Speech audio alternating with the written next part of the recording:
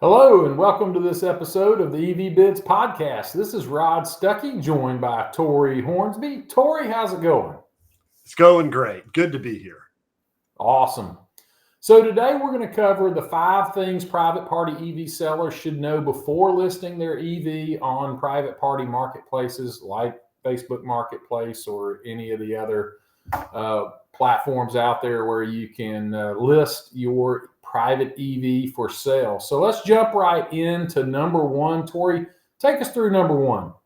So the first thing that private party EV sellers should know before listing their EV is what is the fair market value of their vehicle. And this might seem obvious and a little bit like common sense, but I think we all know that sometimes common sense isn't so common. I've noticed that there's a fair amount of sellers out there who they try to determine the value of their vehicle by what their payoff is, how much they owe on their loan. And I know we both know that a loan payoff does not impact the value of your car. If you owe more or if you owe less, it doesn't matter. Tory, I just saw Inside EVs just put a post today on Instagram that said the average electric vehicle owner owes $10,535 more than it's worth. That's like fresh data. This is what, July 16th, 2024. The average EV owner is $10,000 underwater right now. Yep. And that's what in the vehicle business dealers refer to as being upside down. It means that you owe more than what your vehicle is actually worth. But $10,000 that's a lot. Yeah, that's a lot. But just another little pitfall that I see is that sellers will try to determine the value, like they're holding on to what they bought the car for 2 or 3 years ago. And right. So I've seen, man, when I bought this car, this car was $55,000 when I bought it. Right. Yeah. Here's what I paid for it. Right. And while a more expensive vehicle is typically worth more in 4 years than a less expensive vehicle was in 4 years, but it doesn't matter what you paid for it 2 years ago. And I guess really the big point here is that you can save yourself a lot of time and a lot of grief, especially on these marketplaces from people who are reaching out to you, just by researching what comparable makes and models on the different marketplaces out there are selling for. You mentioned Facebook Marketplace, Car Gurus, Auto Trader, and there's more, but just go out there and do some research and come up with a reasonable amount. And I say reasonable, that's a key word there, because you have to be careful not to go and look at the highest prices of the year, make, and model that you're selling and think that that's what you should get for your car, when you might have more miles and you might have a lower trim package, or those listings, the top 10% of listings are probably just never going to sell. They're just always out there for a price that is above market value, and it's not going to move. And yeah, that's kind of an advantage. We use a software called AccuTrade when we do appraisals. And one of the things we get to see with AccuTrade is how many days the vehicle has been on the market. And so private party sellers typically can't see how long something's been on Auto Trader or Facebook Marketplace. But if you're looking at a car that's been on the market for 120 days and looking at the value, it's probably overpriced, which is probably why it's been on the market 120 days. And that's just a last note there, Rod, before moving on to number 2, is just keep in mind that the prices that you see on the marketplaces are it's what they're listed for. It's not what they actually sold for. Nobody has all of that data because it's unique to private sellers or to the individual dealership that's selling it. So just keep in mind that when you're negotiating with somebody, take a reasonable offer. It's okay to come down a little bit from what you listed for. Yeah. And if you're not reasonable, it's not really ever going to sell. And then you've just dug yourself a bigger hole because you've taken on the expense of owning it for 2 or 3 more months, paying insurance and maintenance and upkeep, only to accept that it's not going to bring what you thought and it's continued to depreciate. So really, man, That is such a good nugget, Rod. Just to pause on that for a second. We've seen time and time again somebody who has purchased their replacement. So they bought a Model Y and they're brand new. And now they need to sell their Model 3. They're making maybe monthly payments on it, or if not, they're carrying the insurance costs of it every single month and more, charging it or whatnot if they're using it, maybe putting miles on it, which lowers the value. And, they've had 2 or 3 people offer them lower than what they would accept, only to come back 3 months later, the vehicle's depreciated, and they accept the offer that they could have accepted 3 months ago, but now they've at least covered 3 more months of payments or 3 more months of insurance. So that's a huge nugget, is just take the first reasonable offer you get. Yeah. Ask me how I know that's a common mistake. Right. Yeah. Been there, done that, got the t-shirt, unfortunately. All right. 5 things private party EV sellers should know before listing their EV. Number 2, take us through it, Tory. Number 2 is to begin with the end in mind, which, by the way, this is one of the 7 habits of highly effective people. We're huge fans of that book. And beginning with Stephen Covey, that's right. Beginning with the end in mind in selling an EV just means that, before you list it, be sure you're ready. What is your payoff if you have one?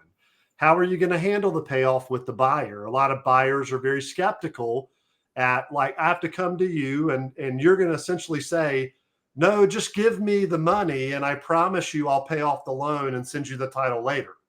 And, that's not okay for 99% of buyers. And so if there's a local branch of that bank, plan on how you're going to meet there. Just have a plan so that the buyer is comfortable. And, a huge one here is, how is the buyer going to transfer funds, especially if you don't have a payoff? Are they going to bring a cashier's check? If so, how are you going to verify that? Are they going to bring cash? Do you have the little cash pin? More things to be prepared for, or just what bill of sale are you going to use?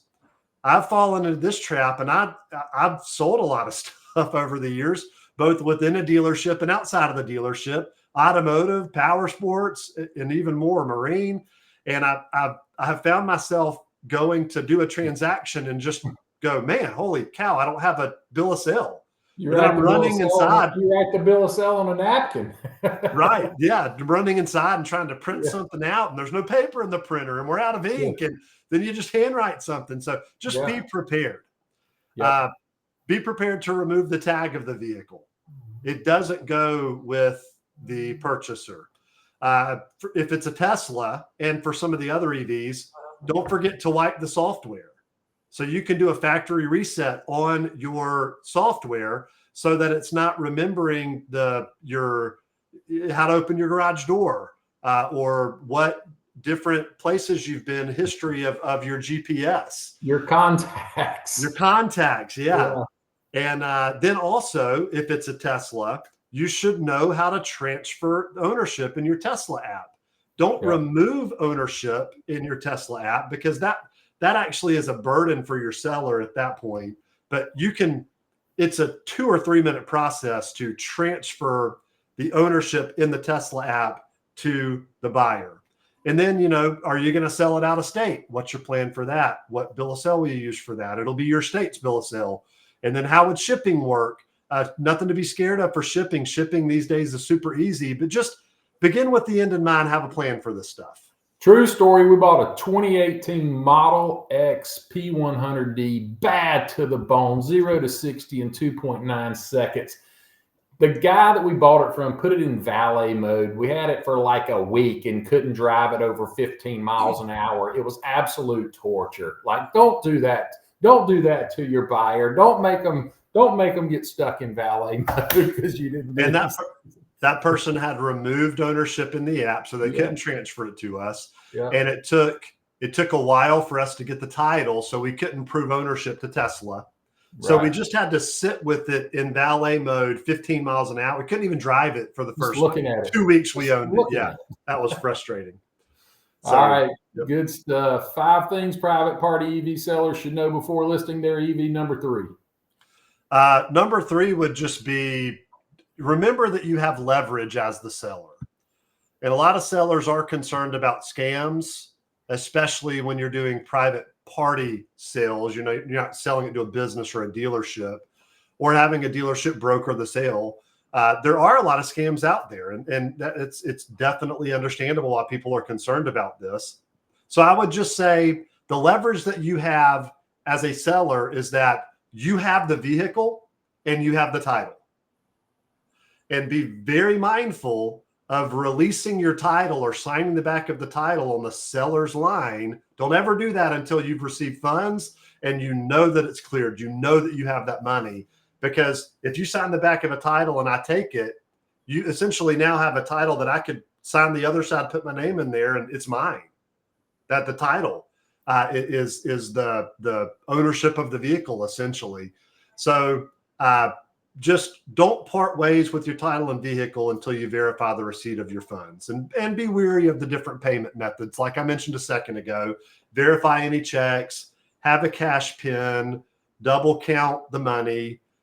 Don't feel like it. I've noticed people, especially down here in the South below the Bible Belt kind of deal, is that people will feel like if they count the money, it's insulting. It's not. Right. Count the money. Count it again. If you were short $200, count it again, and you're missing $200. And I had this happen recently. I sold a drag car, and it came down to missing a couple of $100, and there were brand new $100 bills, and they were sticking together. It was all there. Yeah. And we recounted it and found it. And it was like, oh, there it is. Yeah. Oh yeah. They were sticking together. No big deal. Yeah. But count the money. It's not insulting. Yeah. And also be mindful, technology's come a long way, printers and watermarks and phony checks are just as real of a scam as counterfeit cash. And so, we kind of like the whole wire transfer thing where you can see the money in your account. That's unfortunately, not easily done outside of banking hours, which can be frustrating. But, another shameless plug for engaging some experts to help you with this. And I think that's a good segue into number 4, Tory. It is. Yeah. The tip number 4, or the fourth thing that private party EV sellers should know before listing their EVs, is that paying a reasonable fee to a licensed and insured and bonded business broker is a really good idea. And basically, and that's what we are at EV Bids. And so, this isn't just a shameless plug for us, although it is a bit of a plug for us at the same time, because when you work with a broker, they do the paperwork.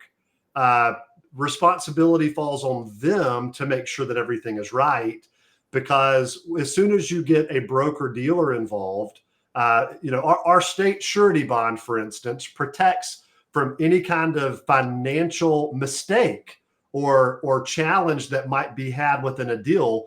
Consumers are protected because we are bonded with a surety bond in the state of Georgia.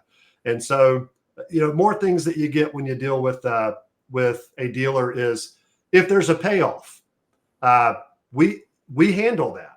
And the person takes the car. We're the ones who are paying it off. So we do the paperwork. The seller or the buyer buys it from us. They own the car. We're handling all the financial transactions. We're waiting for the title. We can give a tip tag. So there's not only protection and assurance of a safe and secure transaction, you get more benefit, less worry, and you can just enjoy the experience instead of having to worry about it.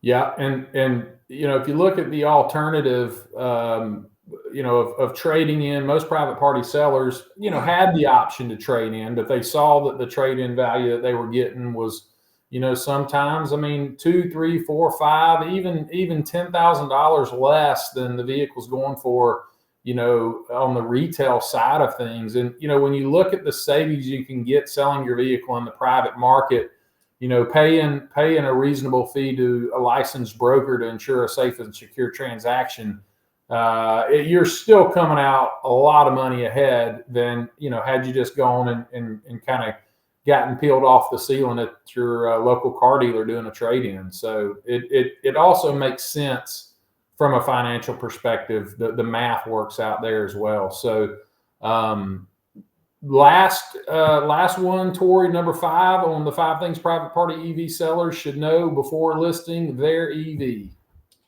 This one might be the biggest of all of them, just in terms of the value, and that's knowing if your used EV is tax credit eligible. Because knowing if your EV is eligible for the $4,000 tax credit, and then adding a blurb to your listing that it is eligible, makes your vehicle much more attractive to a potential buyer, because the value is essentially raised up by up to 30%. That's what the tax credit is. It's 30% up to $4,000. So it's up to 30% boost in value. And this can allow the seller to receive a higher asking price than they might otherwise get in the open market, because the buyer is getting a $4,000 down payment essentially. But there's a few things that you should know as a seller just to protect yourself. Number one, the sales price has to be less than $25,000. You can't sell it for $25,000, including the tax credit.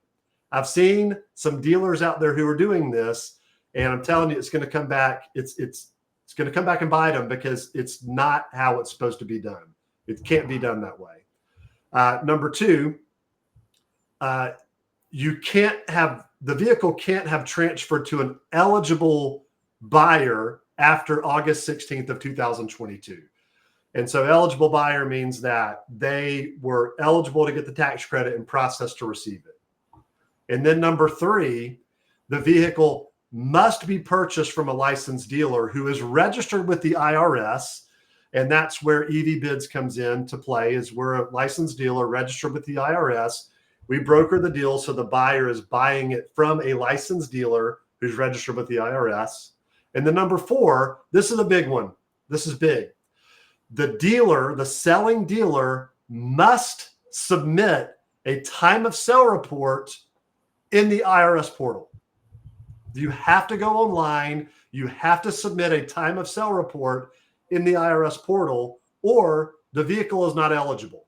So don't see what some other people are erroneously doing, and they're saying, yeah, you can buy this, file your taxes next year, and just say you bought this car, it's eligible.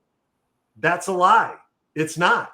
The vehicle is only eligible if it went through a dealership that's licensed, registered with the IRS, and they submitted a time of sale report within the online IRS portal. We literally see this every single day, where people are misrepresenting how this process works. And it's quite frustrating for us, because we've gone through the red tape and the pain and suffering to do it the right way. And to see people out there doing these shenanigans is quite frustrating. So, yep. And I would just say, in terms of using the broker dealer, there's a lot of skepticism out there, and we completely understand that. Like the average person that I talk to is just skeptical. We reach out to them maybe on Marketplace, or they see us on a Marketplace listing, or they see us on Facebook, and they come and start looking at vehicles on our own Marketplace, where we've aggregated likely tax credit eligible vehicles, and we'll help them find the right one for them that's eligible. We understand that skepticism, and man, don't be scared to give us a call and just talk through that, because we understand. I just had a conversation with a couple of different people who, at the beginning, when they first started talking with us, they were like, man, I don't know. I don't think I'm going to do this. I'm really worried. And after talking through the details and helping them to understand the assurances that each of them had, and also, heck, I sent over our business license and surety bond and insurance and our dealer license look, we're very transparent here. We've got nothing to hide. So if you're worried and you want to just have a quick conversation, we're not going to be that pushy salesperson that's trying to push you into doing something that you don't want to do. We're here to help. Check out our Google reviews. We're trying to grow those right now with our different transactions, and just show people that we're reasonable. We're good. We're fun to work with. We're trustworthy. And again, call us. Our phone number 770-756-9298. 770-756-9298. That's our dealership phone number. Or you can email us at info@evbids.com. Man, reach out. We'd love to talk to you. That's right. So that's good stuff, Tory. There you have it. 5 things private party EV sellers should know before listing their EVs. Enjoyed it as always. For Tory Hornsby, this is Rod Stuckey, and we'll talk to you on the next episode.